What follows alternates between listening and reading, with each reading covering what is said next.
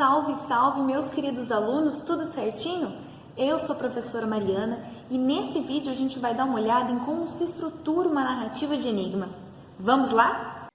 De início é bom lembrar que vamos encontrar outros nomes para esse mesmo gênero textual. Então, se você já ouviu sobre literatura policial, detetivesca, de mistério ou criminal, continue nesse vídeo, porque é esse assunto que a gente vai estudar.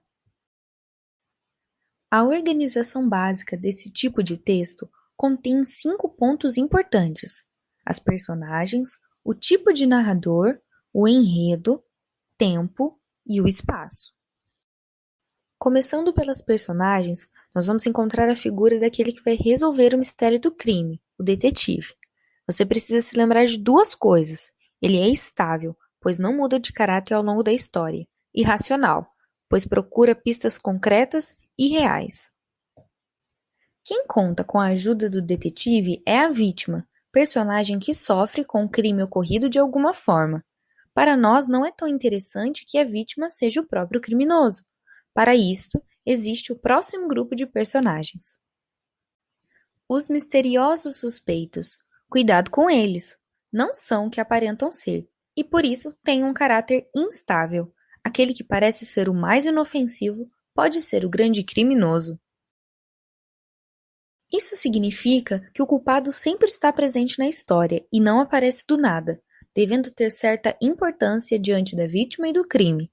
Ele também não deve ser o detetive, porque assim prejudicaria o suspense da história. Em se tratando de personagem em suspense, o narrador é o responsável por criar essa atmosfera de mistério ao nos contar a história. Se ele for personagem, mais ainda, pois participa de tudo o que acontece, narrando em primeira pessoa.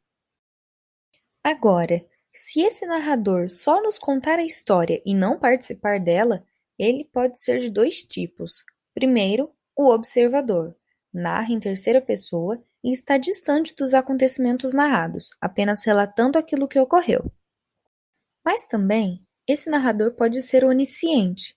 Mesmo não participando da história, ele sabe de tudo o que acontece, até sobre os pensamentos e falas de outras personagens que ele mesmo reproduz.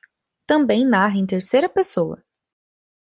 Bom, o leitor acompanha a investigação do mistério pelo olhar do narrador, que vai criar um clima de suspense através do enredo, que começa pela situação inicial. Nela encontramos um breve panorama de quem são as personagens e como se relacionam. A partir daí, o enredo se divide em 2 partes, sendo a primeira a da complicação. Nela ficamos sabendo um relato do crime, o que aconteceu que modificou o estado de paz das personagens na situação inicial. Logo em seguida, vem a segunda parte, a do desenvolvimento, em que encontramos o relato da investigação, com a apresentação de pistas e todo o caminho que o detetive vai percorrer para encontrar o culpado. Para esse momento de descoberta do criminoso, dá-se o nome de clímax.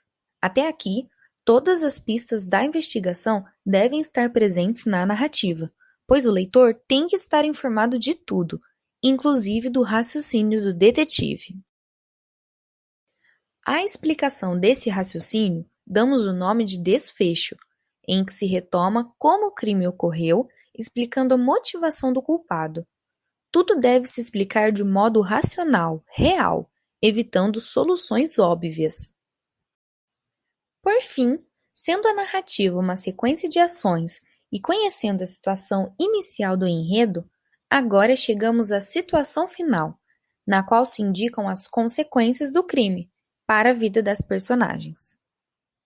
Tudo isso se encaixa num determinado tempo que é essencial na narrativa, porque dá uma dimensão dos fatos narrados. Nesse caso, ele deve ser cronológico, pois num conto policial, uma ordem linear de datas e horas é relevante para o inquérito. Além disso, os locais em que as ações acontecem também contribuem para a criação de um cenário misterioso. O espaço precisa ser bem definido e normalmente é urbano, comum ao cotidiano, o mesmo lugar da polícia. Muito tranquilo, né? Se tiver alguma dúvida, é só entrar em contato comigo através do meu e-mail. Um grande abraço!